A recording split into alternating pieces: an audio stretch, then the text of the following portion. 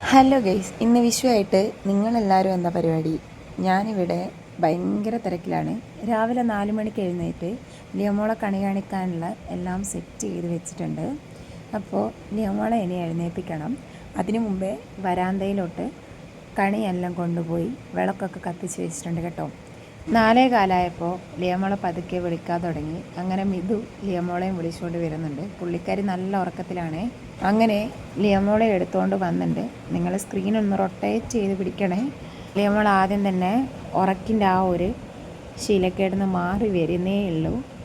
എന്തൊക്കെയോ ചൂണ്ടിക്കാണിക്കുന്നുണ്ട്, എന്തൊക്കെയോ മിതുവിനോട് പറയുന്നുണ്ട്. പുള്ളിക്കാരിക്കൊന്നും അങ്ങോട്ട് പിടുത്തമില്ല, ഒരു ഐഡിയയും ഇല്ല കേട്ടോ. അതാണ് ഇങ്ങനെ നോക്കിക്കൊണ്ടിരിക്കുന്നുണ്ട്. അതിനിടയിൽ മിതു കുഞ്ഞിന് ആദ്യത്തെ വിഷു കൈനീട്ടം കൊടുക്കുന്നുണ്ട്. ലിയമോളെ ആദ്യത്തെ വിഷു കൈനീട്ടം അച്ഛൻ്റെ കയ്യിൽ നിന്ന് തന്നെയാണ്. അതവിടെ വാങ്ങിയിട്ട് കയ്യിൽ മുറുക്ക പിടിച്ചിട്ടുണ്ട്. അങ്ങനെ ലിയമോള അവിടത്തോട്ട് അങ്ങോട്ട് ഇരുത്തി. എന്നിട്ടും വലിയ അനക്കങ്ങളൊന്നുമില്ല. എന്താണെന്നിങ്ങനെ നോക്കിയിരിക്കുന്നുണ്ട്.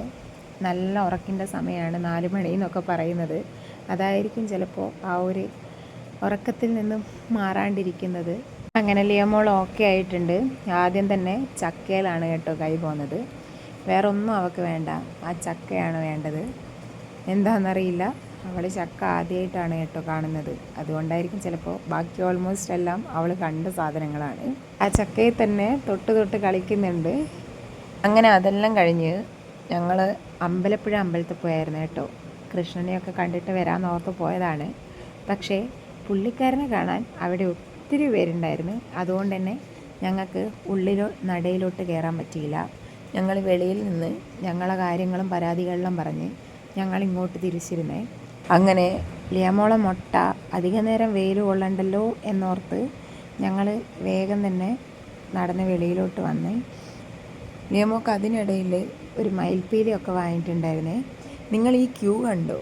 ഈ ക്യൂ എന്തിനുള്ളതാണെന്നറിയോ?